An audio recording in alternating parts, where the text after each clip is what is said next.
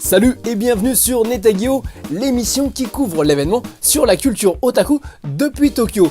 Aujourd'hui, on va parler de la 4e édition du Chokagi, cet énorme événement qui a pour principe de recréer dans la réalité les catégories du site Nico Nico. Alors le site Nico Nico Doga, c'est un site sur lequel les commentaires des utilisateurs défilent à même les vidéos. En gros, c'est un site de vidéos.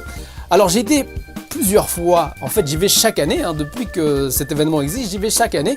Donc on va pas faire une présentation globale. Si jamais tu veux en savoir plus dans les détails sur cet événement, tu peux checker nos anciennes vidéos. Et je te propose de partir directement pour une visite de cette édition 2015. Allez, c'est parti! Cette année, le Nico Nico Chokagi a clairement pris de l'ampleur en recouvrant l'ensemble du parc des expositions de Makuhari Messe. Des halls 1 à 11, même l'Event Hall, qui était réservé jusqu'à présent au Cho Party, y passait. Une surface de plus de 75 000 m², l'équivalent de plus de 10 terrains de foot, avec en plus 151 000 visiteurs en 2 jours. L'ensemble des lives filmés sur les stands et diffusés sur Nico Nico ont été regardés par un peu moins de 8 millions de personnes sur le net. Nous entrons dans le salon par le hall 1, nous accueillant par des murs de fleurs dont le doux parfum s'étendait sur une bonne partie des halls. Cette zone contient toutes sortes de stands, dont une bonne partie en rapport avec le jeu vidéo. Et on y trouve donc les grands noms habituels comme Bandai Namco Games, Sega, Square Enix, avec une fois encore un stand dédié à Final Fantasy XIV. Il est clair que ce jeu est devenu leur fer de lance. Il y avait aussi le stand de Capcom, où l'on pouvait tester le prochain S Entornay pour 3DS, prévu pour juillet au Japon. Un espace Channel Monster Hunter 4 Ultimate et S Entornay. On peut voir Monsieur Tsujimoto, le producteur de Monster Hunter, animer un des lives du stand. Le stand proposait plusieurs challenges. On pouvait tenter de survivre au raid mode de Resident Evil Revelations 2, un coin qui attirait particulièrement l'attention. D'autres coins challenge, Devil May Cry Special Edition et Sengoku Basara 4 Sumeragi, qui lui aussi débarquera en juillet au Japon. Marvelous présentait IA Visual Track Colorful, un jeu de rythme pour PS Vita, avec IA, la Vocaloid, qui commence sérieusement à se faire remarquer au Japon. Le jeu sortira en juin au Japon, bien sûr. On a aussi pu contempler des cosplays de Kento Maho no Logures, le online RPG en freeplay de Marvelous pour smartphone qui a dépassé les 6 millions de downloads. D'autres stands, comme celui de NTT, le grand des télécoms japonais, nous présentaient des nouvelles technologies. On pouvait par exemple tester un Skeletonix, une combinaison robotisée. J'en profite pour te montrer une belle brochette d'hôtesse du stand. Il y avait un prototype de micro-canon pouvant capturer un son à 50 mètres sur un point précis. Pour cela était disposée à distance une enceinte que l'on ne pouvait pas entendre à l'oreille, surtout dans le vacarme du salon. L'enceinte était placée sur le stand d'OCN, le service internet de NTT Communications. Un stand où l'on pouvait se prendre pour Lobo Matsuko, le personnage d'un spot publicitaire d'OCN, à l'aide du casque de réalité virtuelle Oculus Rift. Le stand de Live Dam Stadium Stage, un spécialiste des machines de karaoké, disposait d'une scène où de célèbres utilisateurs de Nico Nico étaient venus chanter. À proximité, un van transformé en salle de karaoké avec même des enceintes et des écrans placés à l'arrière pour chanter à l'extérieur du van. Il y avait aussi des jouets, comme le stand de Takara Tomy, qui était en mode Evangelion avec cette tente collabo en série limitée. Ils présentaient leurs derniers gadgets, comme ce petit monstre, Elodino, qui réagit quand tu approches ta main. Tu peux aussi contrôler ses mouvements à l'aide d'un contrôleur. Le bouton sur le dessus te permet de le mettre en colère, comme quand tu lui tires la queue. Ses yeux passent alors au rouge et il bouge dans tous les sens. Il y a 2 boutons à combiner avec le joystick, un pour le faire avancer et un autre pour lui faire bouger sa mâchoire. Le stand Chiokara Make Salon vous montrait comment vous maquiller pour par exemple améliorer la ressemblance aux personnages pour les cosplays. Va savoir pourquoi il y avait des démos de skate sur la scène.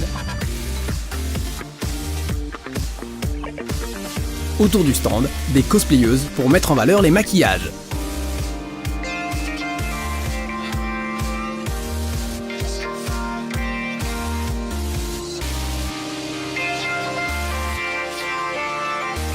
Un stand de la chaîne de combini Lawson avec un tas de produits en collaboration, comme par exemple Idolmaster ou Gochumon wa Usagi desu ka. Pas mal de stands alimentaires avec Cho Ochazuke, connu pour les petits sachets à mettre sur le riz et à mélanger à du thé chaud. Le stand de Niku no Manse, une chaîne de restaurants spécialisée dans la viande de bœuf qui a pour origine Akihabara, avec des ravissants cosplays de leurs mascottes et une foule impressionnante devant le stand. Bon, je ne vais pas m'attarder plus longtemps sur la zone des stands de société, on passe rapidement en vue les halls 4 à 6 qui nous accueillent cette année encore avec un écran gigantesque où défilent les commentaires des utilisateurs regardant en live depuis le site Nico Nico.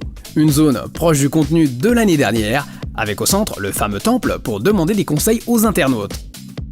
Je dirais plutôt faire une annonce car cette année, le temple était équipé d'un tapis roulant. Le truc ingénieux pour limiter le temps de passage sur le live du temple. On y retrouve donc l'incontournable Odotemita, la zone réservée aux fans de train. Les sumo étaient aussi présents avec ce vrai dohyo. Avec en plus cette année du catch. Un manège en collaboration avec Suzuki, dans lequel tu pouvais monter dans des voitures formant un manège poussé par des gens. Le truc bien débile, mais bon, on est au Chokagi. Tu me dirais, il y a aussi une charrette humaine. Au centre, on remarquera le stand de Nihon Animeta Mihon Ichi, avec des découpes énormes de planches d'animation issues d'animés participant au projet. En parlant de Nihon Animeta Mihon Ichi, en fait j'avais filmé leur stand durant l'animé 2015, dont voici quelques images. Ce projet présente chaque semaine un court-métrage d'animation nous permettant de découvrir des animateurs et autres artistes de l'animation japonaise. Je te conseille vivement de faire un tour sur ce site. Allez, on fonce dans la zone des halls 7 à 8 du Chokagi 2015. On y trouvait un espace spécial Vocaloid. Si aujourd'hui la plus connue de ces divas virtuelles reste Hatsune Miku, les Vocaloids sont de plus en plus nombreux. Il y avait un coin Comiquette et un espace Otaku Summit qui présentait les 40 ans du Comic Market en affiche et en catalogue. Je n'ai pas pris ces images durant le Chokagi, les images que tu vois ont été prises lors du Comiquette spécial Otaku Summit 2015. Si tu veux en savoir plus sur le Comic Market, autrement appelé Comiquet, sache que sur Netagio on a fait plusieurs émissions sur ce sujet, donc je te conseille de faire une recherche sur notre site. Toujours dans la partie 7 à 8 du Chokagi 2015, il y avait une maison hantée, la grosse nouveauté de cette zone qui semblait bien faire flipper. À côté, le stand Cho Undojo, où l'on pouvait jouer à FIFA 15 à 11 contre 11 sur un terrain de football. Là encore, voici des images que j'avais filmées lors du Tokaigi 2015, un autre événement organisé par Nico Nico spécialisé dans le jeu vidéo. Comme tu peux le voir, il y a 22 consoles et écrans, donc chaque footballeur est contrôlé par un joueur. Le Hall 8 du Chokagi avait aussi et surtout une scène qui proposait des shows à longueur de journée. On a même eu le droit à un live des Denpagumi Inc. Ce groupe d'idol, qui a toujours de plus en plus de succès, nous a fait le plaisir de 3 chansons. Néo-japonisme, Future Diver et FD2, raison d'être Daiboken.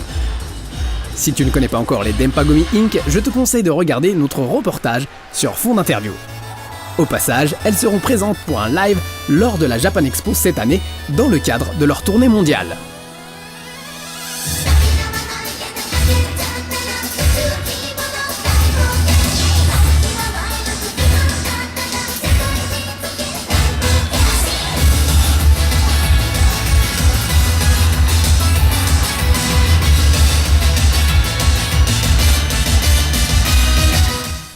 Cette année, l'espace événement qui est normalement réservé au Cho Party, donc cet énorme spectacle événement à base de musique, de Vocaloid et autres choses qui marchent bien sur Nico Nico, a été aussi utilisé par le Chokagi, avec principalement des stands autour de la nourriture, et on peut remarquer la présence de JAL, donc Japan Airlines.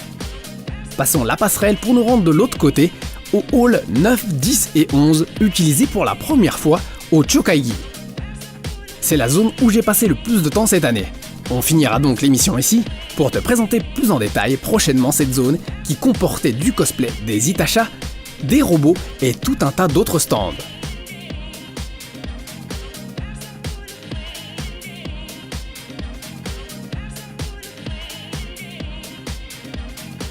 Le Nico Nico Chokagi comporte vraiment un nombre impressionnant de stands, vraiment très différents, donc c'est vraiment varié, ce qui permet de plaire à un large public. Et en parlant de public, j'ai remarqué que par rapport aux premiers événements, la tranche d'âge s'est élargie. On voit, si au début on voyait principalement des teenagers, maintenant on voit beaucoup plus de familles, donc parents avec leurs enfants. Je trouve ça assez intéressant. Alors faut pas oublier que le Nico Nico Chokagi, c'est aussi l'occasion pour les fans de pouvoir rencontrer ces stars de Nico Nico, hein, donc ces sortes de youtubeurs. Donc en vrai, ce qui fait aussi l'intérêt de cet événement. Voilà, je te remercie d'avoir regardé jusqu'au bout, je te dis à très bientôt pour un autre épisode de Netageo. Sanara!